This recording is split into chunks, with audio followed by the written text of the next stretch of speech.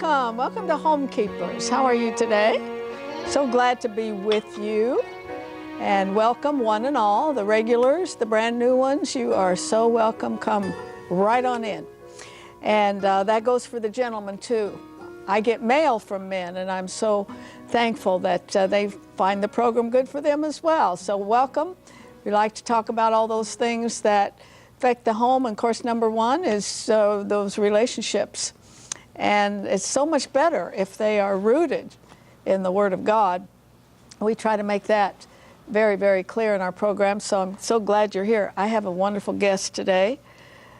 She has written Stolen But Not Lost. And her name is Janet Tombow, B-O-W. And I mentioned to her, I said, I bet you've had a few remarks about your name. And she said, yes, I can identify too with a name like Artheline. Oh, did you ever wonder where I got that name?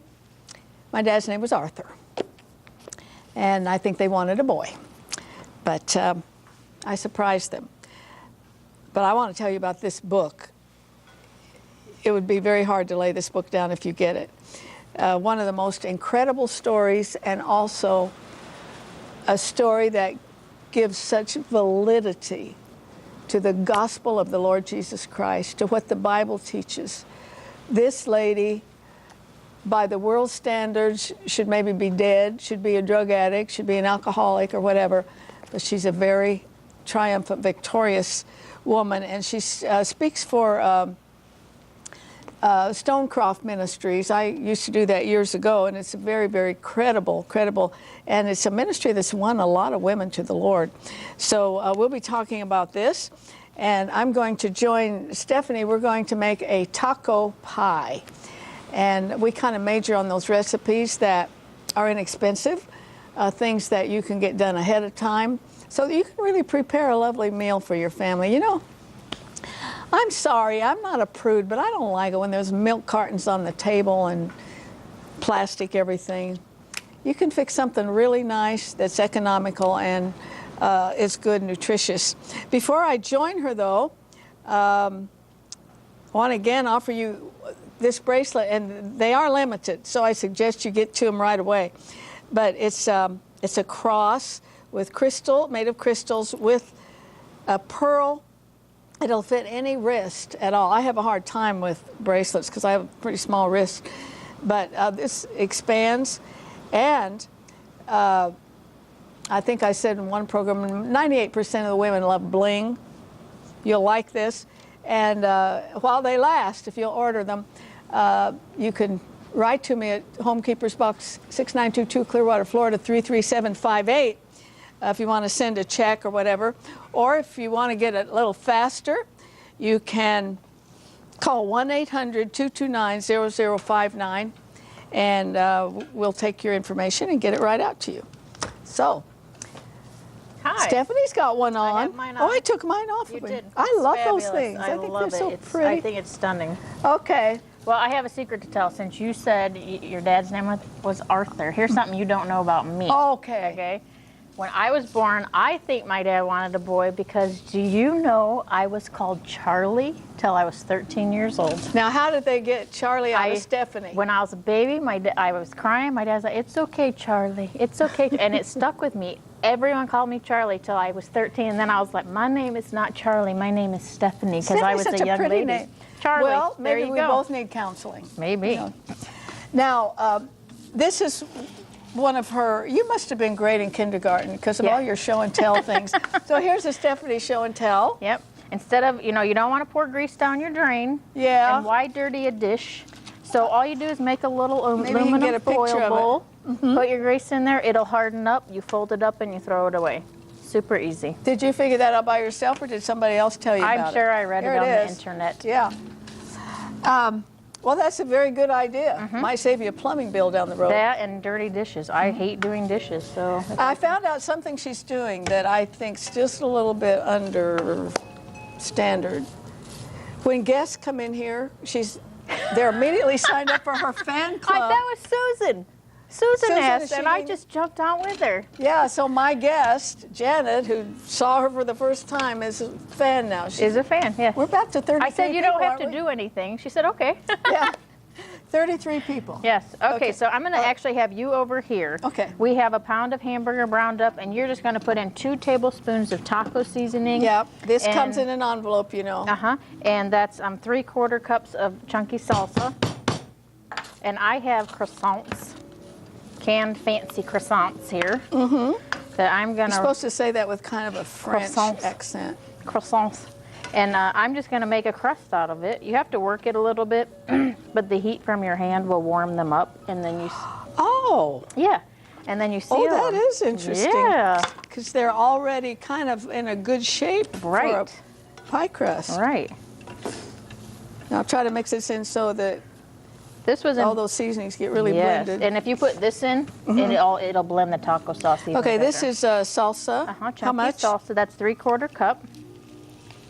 I guarantee you this was invented by a mom who said, okay, here's what I have. I have crescent rolls. Yeah, this is what I've got in the fridge. Yep. This is so tasty. Well, I also think this is would delight children and teenagers. Oh, sure. You can never go wrong with Mexican, I don't think. And you know, we are sincere, Stephanie and I, about wanting to make your life a little easier. Oh, gosh, with the things. My life has changed, has totally changed since I've just gotten organized. I've gotten situated in the kitchen. I pre-plan meals. This could definitely be made. You could make this and you could freeze it. Get an aluminum pie pan and you could freeze it, and you would have dinner for a night that you wouldn't even have to think about. You take it out and you throw it in the oven. If you have a couple hours on Saturday afternoon, you just make a few meals. And we laugh about it, but she's a very, I would say, thoughtful couponer. I watched one of those programs the other day, and I thought, these are people like hoarders, except they're neater.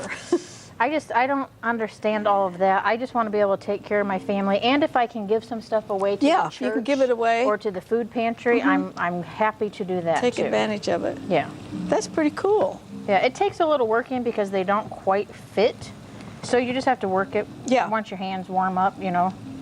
So once you get this done, we're going to pour that in there as soon as I get this sealed up. But that's easy to put the seams together. Oh, really. Yeah. Once you work it out, and the heat from your hand really helps. And if you were doing it home, you might take a little more time. That's called fluting, isn't it? Yes. It could be fancy. I'm just trying to hurry along. So, here. but it could look like a reel. Oh yeah, it could be pretty. Yep.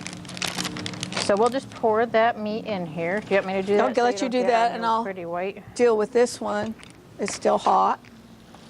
This is what they look like when they come out of the oven. Yep, you pour this in, then you put the cheese on top. And then it smells. I'm going to use my fingers for this. This is chopped up. Lettuce. And you could put sour cream. Yes, I would definitely put sour cream. This bakes for about 15 minutes, and it's just to get the crescent, the croissants, done. Oh, you say that so good. Thank you. Sprinkle a little of this around. You'll have the whole super duper easy. You'll have the whole taco experience. Yes. Isn't that fabulous? All right. You gonna try it? Yep. Okay.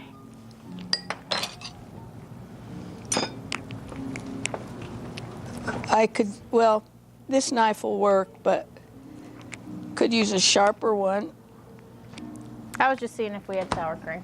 Oh. Oh yeah, you have to get the whole experience. I'm not sure I got that all the way through. We need a sharper knife. Oh, I think you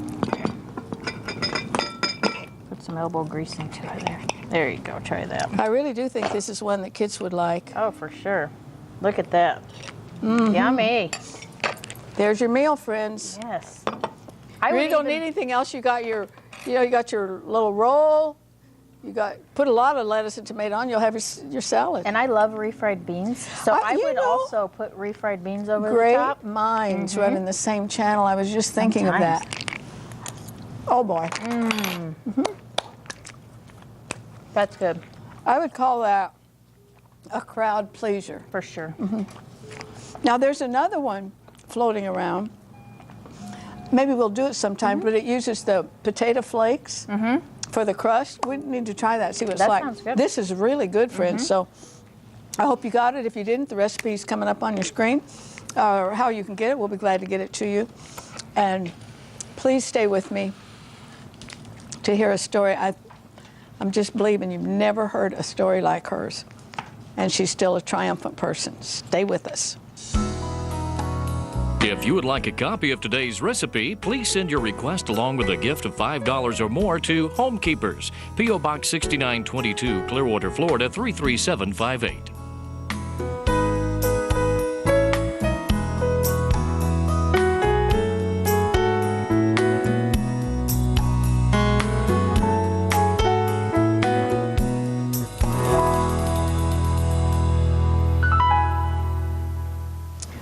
I just met Janet a few minutes ago, but actually I know her pretty well because I've read her book. And I want to welcome you. Thank you. To the program, and I am in awe, absolutely in awe of your story. I read a lot of them, and the amazing thing is that the grace of God covers everything. Absolutely. But let's go back to the beginning. As I saw it, you had one of the most tragic lives I've ever read about, but you began to be whole and have things come to a conclusion, of course, through God, but with a bump on the head in an airplane. Sometimes the baggage come out and hit you. That's right. Sometimes I think God has to hit me on the head to get my attention, and that was one of those cases. Yeah, in reality. I was on a business trip, and a metal luggage rack fell out of the overhead bin and hit me on the head. But it took me a year to address the headaches that were increasing and the migraines. The pain of the migraines had to be tended to. And as part of that, I was referred to a Christian therapist, and that began to unfold what God's plan was in it all. Were you a Christian before then? Yes, I accepted the Lord miraculously, I accepted the Lord as my Savior when I was 9 years old through a Christian summer camp. I was actually... Well, you were kind of raised by a stepmother and a father. We'll get into that. But were either of them Christians? Well, I was raised in church and believed both of them to be Christians. And they sent me... I don't think she was, but God knows. When you tell the story, it's like, I'm not sure either, but that's up to God to judge. Yeah. All I can do is be thankful that they sent me to church and Christian summer camp. And that year, the preacher said, "Who's afraid to go to hell?" And boy, I raised my hand real quick on that one. And then he asked who wanted to go to heaven then, and I was too afraid about making any more decisions. But fortunately, my camp counselor peeked while I was praying, and she saw I'd raised my hand, being afraid to go to hell. And so she talked to me about how God would forgive our sins if we asked Him to, and that's when I accepted the Lord at 9 years old. Yeah, and probably not realizing it, but that's what carried you through. We could probably use a few more preachers who would just say, "Are you afraid of going to hell?" You know, we've made everything so palatable. That's right. It's very clear. He described it as totally lonely, fiery hot, forever without God. Oh, I remember those sermons. And wow, that one got me. I was afraid. But God, in His grace, rescued me. So you ended up with this Christian counselor, and the consensus was, this isn't from a bump on the head. This is from building anger. From a horrible life. That's right. That would, of course, create anger. Right. Were you surprised at that?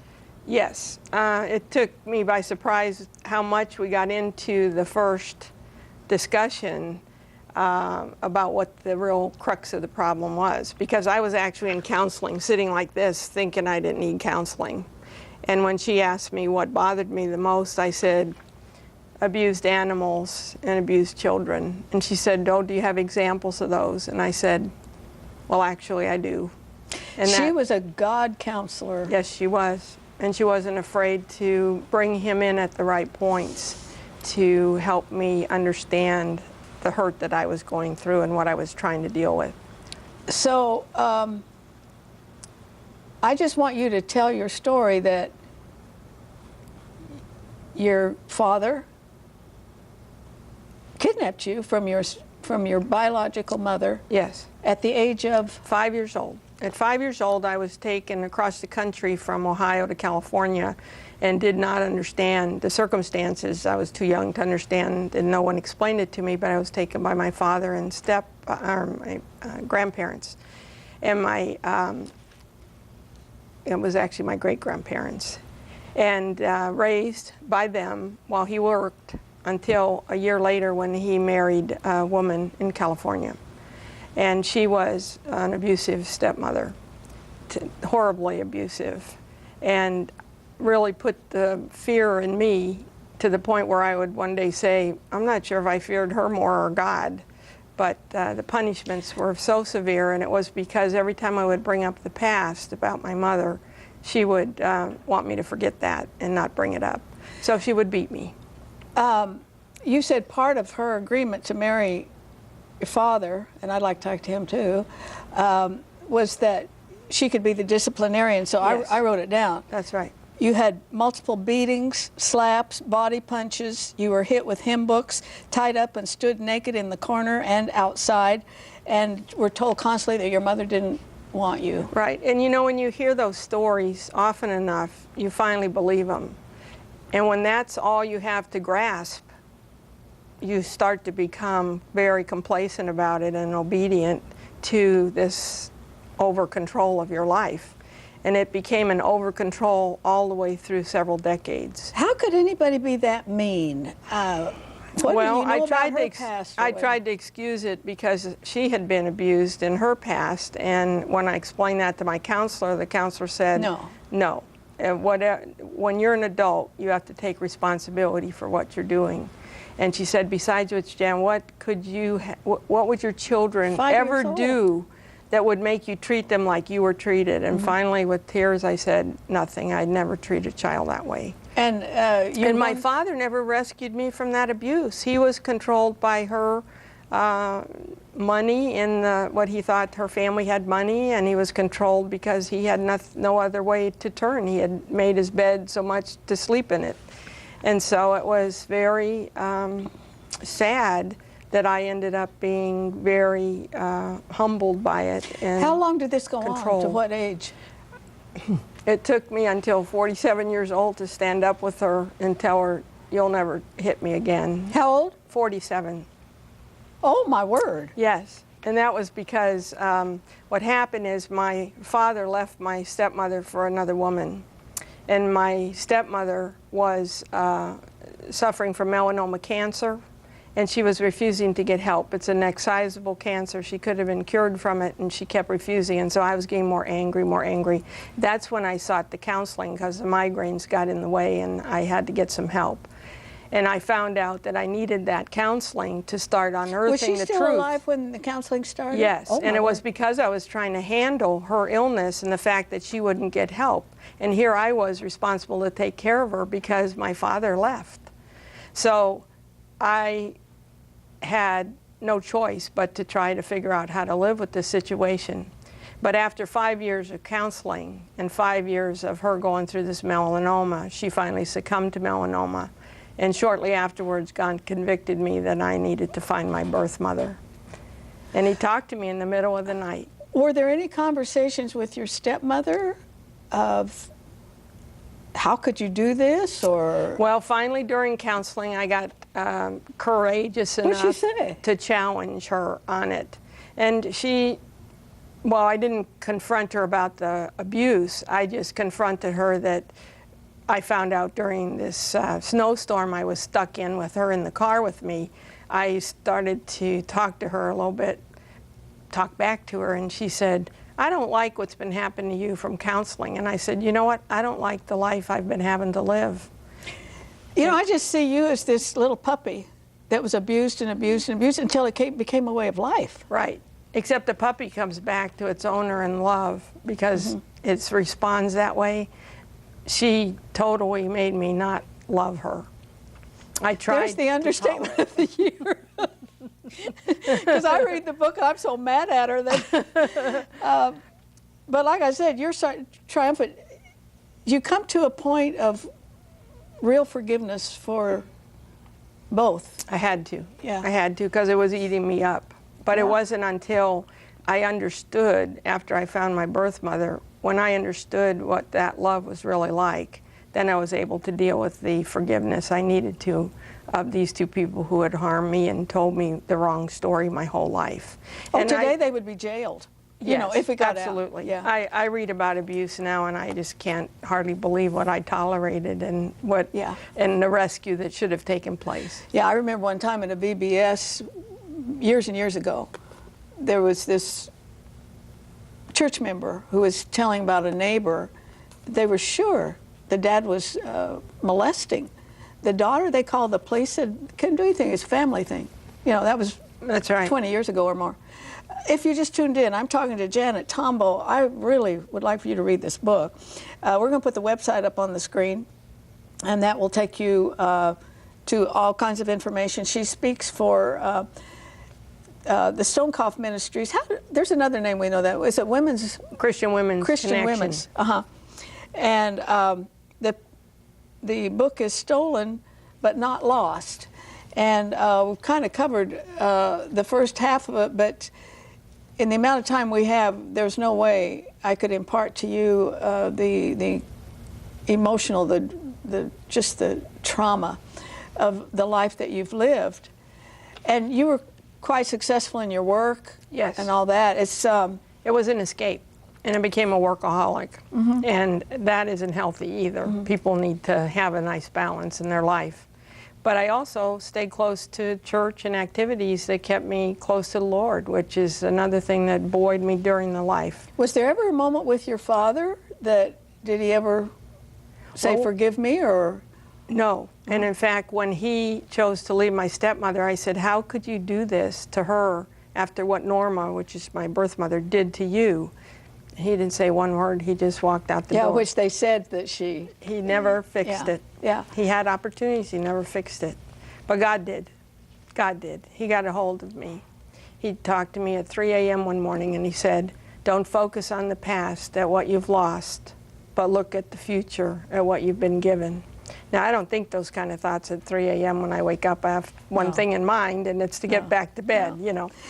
There's no way we can cover much detail with this book, but I do want to move ahead to where, and it's quite a story how you ever connected with your birth mother. Yes. And it was almost an intrigue. I thought, is she going to? Isn't she going to? And of all the research you had to do, and then you find an aunt somewhere, and you find this, that. Right. But I was so impressed when you called, right? Right. And she said, hi, sweetheart, or something like Right. that. I said, hi. That mother, that true mother you never had, was right there. That's right. Right away, her loving voice said, hi, sweetheart, how are you? And I was shocked because I was still thinking she didn't want me all my life. And I said, of course, something very brilliant. Well, I think I'm older than when you saw me last. I guess so. Well, we usually last saw don't her have when the right I was, words for those moments. That's right. I saw her when I was 5, and I didn't see her again until I was 50. That is incredible. She was 71 years old when she became my birth mother again. And I never realized the hurt that she had gone through losing a child until I found her and we started working through that. And the Lord gave you some kind of quality time. Yes, he did. Yes, he did. Now, she was married to a man who was absolutely wonderful, right? Yes, he was her best friend. They were married 43 years total. And he but took you as a daughter? He did, because his daughter died of cancer. And so when I came into their life, I didn't want to try to take over her spot. And he said, no, God gave you to me as a daughter. And so he accepted me. It could have been so much more horrible of a reunion had he not been so loving. But he wanted to do whatever made her happy. And he said I was the one thing that he could never give her in their lives together. That missing piece, right? That's right. You know, when I meet people, I can tell. When you're in the ministry, as long as I've been, you can kind of read people. I'm telling you, you are free. You have peace. I can tell that. Was there any time of any moment, even just with the Lord, that you were able to release?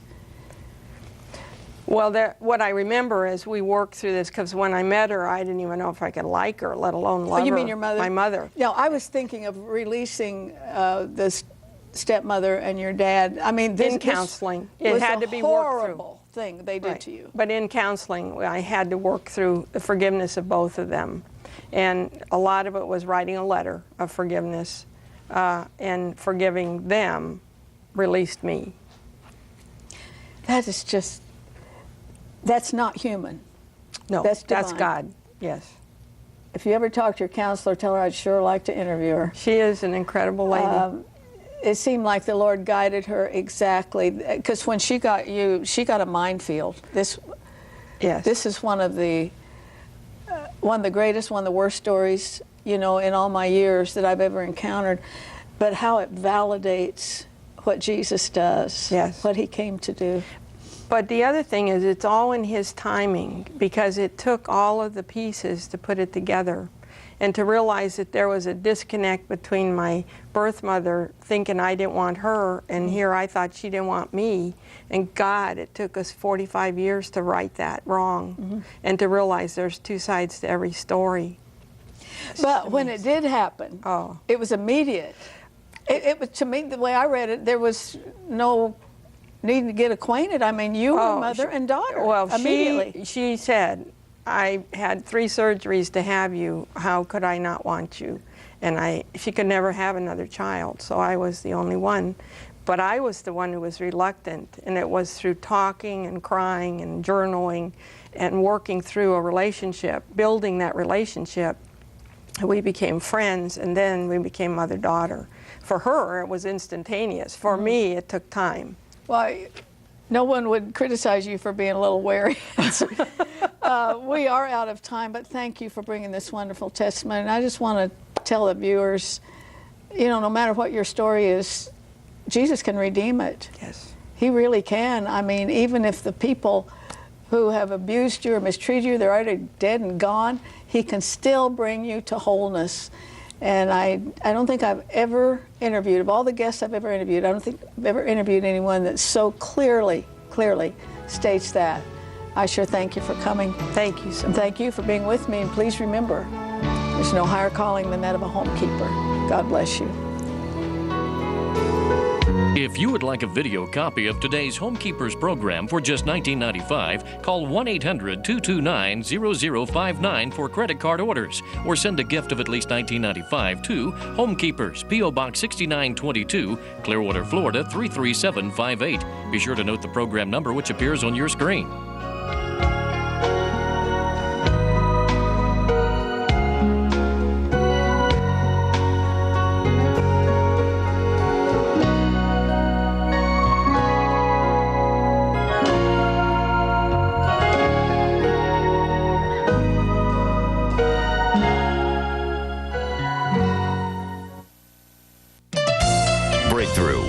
Parsley, impacting the world with the gospel of Jesus Christ. God really does have more in store for you than you ever dreamed possible, and I want to invite you to join the millions around the world who tune in to Breakthrough here on CTN Satellite weekdays at 9 a.m. Eastern for prophetic preaching to turn your life right side up. Breakthrough with Rod Parsley, weekday mornings at 9 on CTN. Hello, friends. This is David Langford, host of the Voice of Evangelism International Ministries. We'd like to invite you to tune in each Saturday night at midnight Eastern Standard Time. We look to bring to you each week an uncompromising message from the Word of Almighty God. So tune in each Saturday night at midnight Eastern Standard Time. We look to see you then. God bless, and we promise we'll bring to you an uncompromising message from God's Word. Bible is the best way to read, listen to, and share the Bible on your iPhone, iPad, iPod Touch, or Android device. I'm Brian, and let me tell you about this great app. With Bible is, you can read the Bible anytime and anywhere.